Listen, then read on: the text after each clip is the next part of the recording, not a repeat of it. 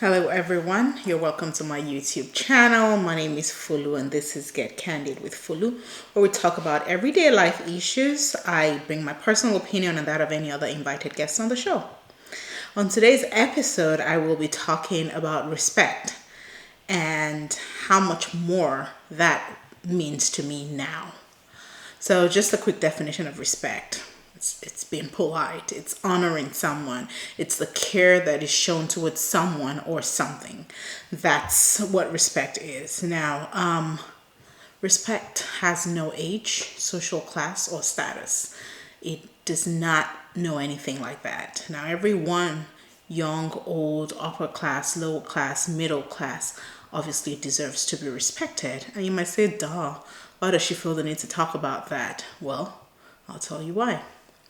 So I'm going to start from back when I was doing my NYSC in Taraba State. So I served in Taraba State, and there was a particular morning where, for those who served or who have served, you know that sometimes the soldiers can be a little bit, vicious and just a lot.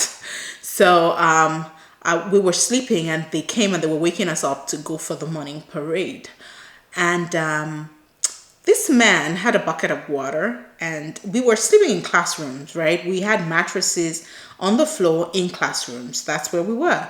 And he came with a bucket of water and he was sprinkling it on us on our beds. And I found that to be a little bit not okay, So I said, can you treat us with some respect?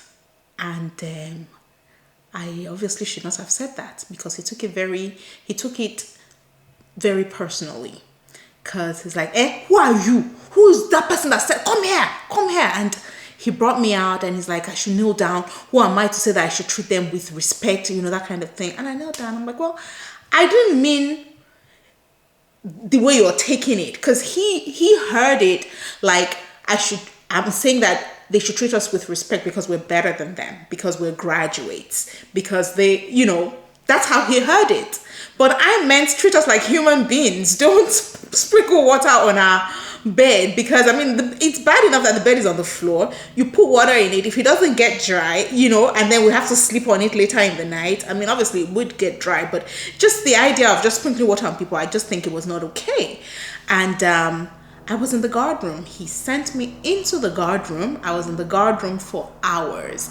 And so where they used as the guard room was like a security post that had no windows. The windows were high up, very, very high up. So it was like a prison of its own, because I was not tall enough to even see through the prison, even if I said the prison, the window, even if I jumped there. And of course there were bars there. So that's where I was for hours, until he found it in his heart to release me from the guard room, just because I said, treat us with some respect. So obviously I was just talking about dignity, the dignity of human beings. So that was a little bit, that was my first, I guess, I would say, encounter with somebody just taking that out of context. But yes, so that was one. I still personally think that, it was wrong for him to do that. But that's NYSC. It is what it is. Don't get me started on NYSC, but that it is what it is. Now, generally in our culture, I feel like respecting people who are younger than us is not really in our culture. We have a warped view of respect and how it's only the younger generation that needs to respect the older generation. So the younger ones have an obligation to show respect to the older ones. And I think that, as I said earlier, it's a warped view, because I think it's important. And I think that also, moving to the West and living here for this number of years has made it more open to me. In one of my episodes, I talked about the relationship between parents and their children, and how, sometimes it's just a little bit, different from what I'm used to. But, it has also opened my eyes to see that it's important that you also give children, the younger generation, a reason to feel respected. It's important that you respect them.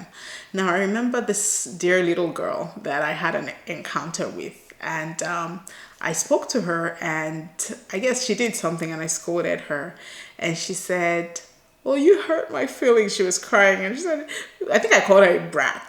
And then she started crying, and she said I hurt her feelings.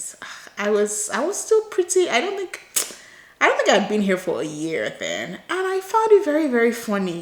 "I hurt your feelings." I said, "Which feelings do you have that they are hurting?" You know? But you know what? In hindsight, I mean, she was what? Maybe 6 or 7 at the time? Why shouldn't she have feelings that can she's human. She has feelings that can be hurt. So me calling her a brat at that point, even though she was being a brat, hurt her feelings. Right. So I mean, I can apologize for hurting her feelings, but I can explain why her actions were that of a brat. So I think now I am more open to having that kind of conversation with someone who's younger than me, right? Because it's important how they choose, how they feel something. It's important to acknowledge that and not just throw it under the carpet. Also in our culture, we feel like an older person does not apologize to a younger person. I mean, like even now, I know that. Well, my mom now will say, "Ma binu, ma binu," that kind of thing. But I know that growing up, that was not really a thing that she would say. On the contrary, they'll say, "Well, you too, why did you do it? It's because you did." Rather than say, "Sorry, I'm sorry," even when they're wrong. I mean, and for those of you that had parents that apologized to you growing up, well, good for you, and hopefully you're also passing that on to your children. But I think that like we millennials and the people coming after us, we need to continue to imbibe it. We need to actually know how to do that, how to acknowledge the younger one's feelings, and how to apologize when we're wrong, because we're not always right. The fact that we're older does not make us always right. We can be wrong, and when we are wrong, because I think that also for the children, it also teaches them something. When they know that, well, mom or dad or auntie or uncle would apologize if they're wrong, then it teaches them to also apologize when they're wrong, because we have a generation of people that do not know how to say sorry. It's like that sorry takes something out of them to be able to say it. So that's that. Also, I've noticed that for some weird reason, maybe I'm just the only one, and I would like to know if I'm just the only one or if you guys also feel the same thing. People older feel that they shouldn't call those who are younger to say, "How are you?" When I went home last December, and my uncle, he's obviously much older, and he was saying that we don't check on him. And my mom was like, "You too, you can check on them." He said, no, that's omode peri agbalagba, meaning that it's the younger one that asks after the older one. And why is that? Why? I don't understand. There are people that would talk to my husband and be like, me buro Foluo, like I've not heard from Foluo. Say hi to her. And you have my number. So why can't you call me and say, "Hey Folu, how are you? I've not heard from you in a while. Is everything okay?" I think that's also a thing of, I'm older than her. I should not be the one calling her. She should be the one calling me. But why is that? Whoever made that rule that only the younger one needs to call the older one, it beats me. That's in my opinion another warped view of respect. And I know I touched on saying sorry earlier, but I think it's also important that we know that saying I'm sorry does not diminish us. It's pride not to be able to apologize when one is wrong. Plain and simple. It's an evidence of pride. So I'm going to conclude this by saying, if you respect someone, you'll watch how you speak with them. You'll watch how you interact with them. You'll watch how you relate with them regardless of their age, their race, their creed, their beliefs, regardless of anything like that. You put yourself in their shoes, reverse the tables for a moment, and see if you will be all right taking whatever it is that you're dishing out to them. Then please treat them how you'd like to be treated, even if they're younger than you or they're subordinate to you, meaning like people who report to you at work, your domestic staff at home. Make sure that you're treating them the way you would like to be treated. After all, Jesus washed the feet of his disciples. So we're supposed to be, what would Jesus do, right? So anyway, this is my candid opinion on the issue of respect. Let me know what respect means to you in the comment section, and I look forward to hearing from you.